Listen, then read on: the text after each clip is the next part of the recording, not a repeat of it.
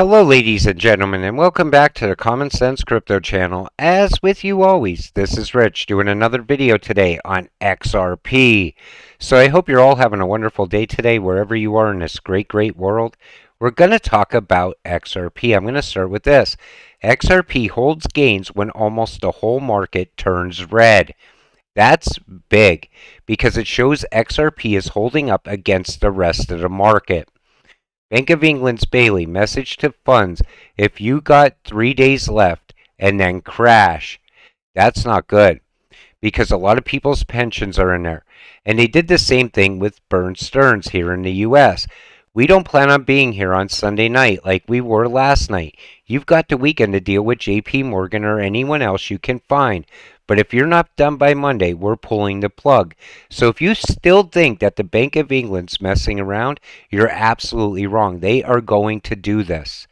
And a lot of people that are retired might end up back to work. It's sad because they're trying to tear this entire system down. This will anger you. Fed's announced pilot program for major U.S. banks to manage climate-related financial risks. So let's take a look. In a newly revealed document, the federally created fiat money printer of the Federal Reserve announced on September 29th that it has wrangled 6 major U.S.-based banks to create a key component in the government crony push for environmental social governance, presaging a monitored carbon taxing, digital currency-based economic system that rewards or punishes people depending on how well they conform to corporate government policy ethics. That is not good. That's where they could shut your money off at any time. That's a CBDC that they're pretty much describing right there. And if you don't think the Fed is pushing for a CBDC, you're absolutely wrong, because they could control everyone at that point. Who said the U.S. is running out of money? Homebuyers will support the economy for the next 30 years as they're paying double for mortgages right now, thanks to Biden and the Federal Reserve, Janet Yellen. And again, people are way overpaying for the houses that they're buying right now. Who would want to buy something at an all-time high knowing that a crash is coming? The Fed is pushing for a reset in the housing market. U.S. stocks fell as investors awaited data on inflation. Money markets giving it 92% chance that the Fed hikes rate 0.75% point when it meets next in November. Fed will stay on its path of aggressive interest rate increases. All global cues dragging Nifty down. And I believe the Fed is definitely going to raise rates again because he has said there has to be much more pain. And he's not backing down on this. Coming up this Thursday is the next U.S. CPI report. If the readings are strong, expect another 0.75 point increase from the Fed.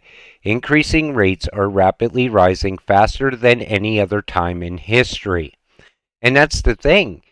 On top of buying a house at an all-time high, you're dealing with much higher interest rates. And inflation is still going to move forward. And at the same time, we have countries pulling away from the U.S. dollar. Things are not looking very good right now. The U.S. Federal Reserve has completely upended the housing market, taking it from turbocharged to rapid deceleration. The effects of the Fed's rate hikes in its war against inflation are being felt in just about every crevice of the economy. Now, realtors are the worst people out there right now, in my opinion.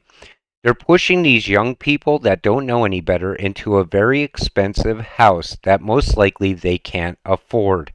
I know people that bought a house that their income does not even come close to being able to afford that house that they're in. And that's only leading to the next crisis. You keep pushing people into houses that they can't afford otherwise. All of a sudden, they default. The house goes into foreclosure. It gets bought up by institutional money.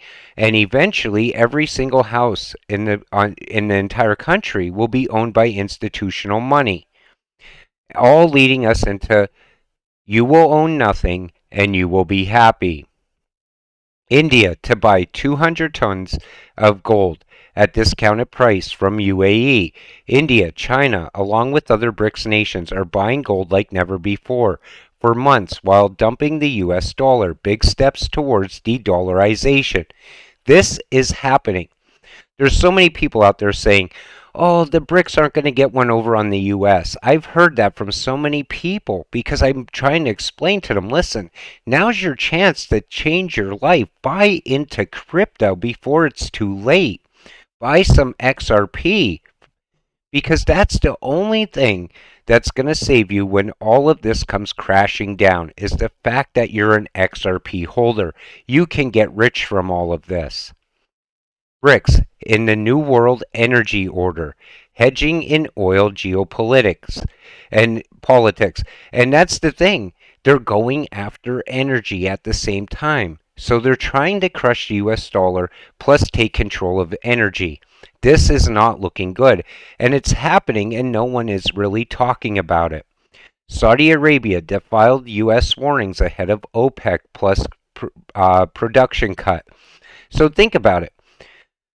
Saudi Arabia does not care what the U.S. has to say. They're just going to do what they want to do anyway.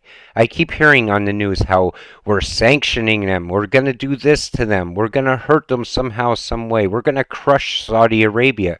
But we're really not. That's a narrative that the media always likes to spin. Because if Saudi Arabia was so concerned about any repercussions from the United States, they wouldn't have done it in the first place. They wouldn't have kept going forward with production. But I believe that China said to them, listen, we're going to start dealing in the yuan. We're going to give you incentives to deal in it and cut off the U.S. And that's exactly what they did. Welcome to the new on-demand liquidity partner today, as for our first ODL partner in France. Now, I talked about this in another XRP video also because this is big. This shows that XRP is going to be used for on-demand liquidity, and I do believe the BRICS countries are also going to use XRP. It's just a matter of time because we see Ripple's ties to India. Agreed. Fiat can't compete. Most countries in the world are building CBDCs as we speak. It's pretty obvious where this is going. While I'm here, one for the XRP army is the liquid digital gold that will bridge the value of anything and everything on these blockchains, ODL. And that's the thing. XRP does not need to be backed by anything to hit those high prices that people talk about. It just needs to move the value of all of that. If one country is sending another country billions of dollars, XRP has to be priced high to move all of that money, especially when that money is backed by gold. The world's largest internet company just partnered with the largest U.S. crypto company. And this is pretty big because Google now partnered with Coinbase. I believe Google doesn't want to miss out on the next massive run either. Treasury fines crypto company $29.3 million for violating multiple U.S. sanctions. Bank Secretary Act. See, this is coming from CNBC. So, Bittrex Inc. agreed to pay $29.3 million to settle civil charges that it violated U.S. sanctions. And if they keep doing this, they're going to push all these exchanges away and outside of the U.S. at some point. Because no one's going to want to deal inside the U.S. Look at what the SEC is doing with crypto. That is terrible. The whole Ripple lawsuit, I can't wait till it wraps up and Ripple wins. Now, people said Ethereum's too big to fail. Gary will never go after Ethereum. It'll crush crypto. But he already said that Ethereum, why would he mention it if he didn't plan on going after Ethereum? I believe he knows it's going to be a major loss in the Ripple case. He's got to save face. That's why he's going after all these smaller, cryptos. And he went after Kim Kardashian because he's looking for little wins to offset the big win against Ripple. That's my opinion. I don't know if that's what's going to happen, but it looks like it could very well happen. But meanwhile, as an XRP holder, the one thing I'm looking forward to is the fact that on-demand liquidity corridors continue to open up throughout the world for XRP. At some point, we're going to see the flip of the switch moment. When that happens, that's game over for anyone not holding XRP, because you'll never touch XRP at a low price again. I don't believe we're going to see dips in XRP like we see now. That's why they're called stable coins. They have to be at a stable price. People wouldn't want to, countries would not want to trade in something that isn't stable. Think about it. If the US is going to send money, say, to the Ukraine, right? And say we're using CBDCs and Ripple's down in value. Well, they're going to say, well, let's wait until the value of Ripple goes up and then we'll send you the money. The world doesn't work like that. They need the money, they need it now. So they want to send it instantly. So in order for that to happen, XRP definitely has to be at a stable price, and I believe that price is going to be very high. With that said, I'm going to wrap up today's video. I want to thank you all for watching. We'll see you in the next one. Have a great night.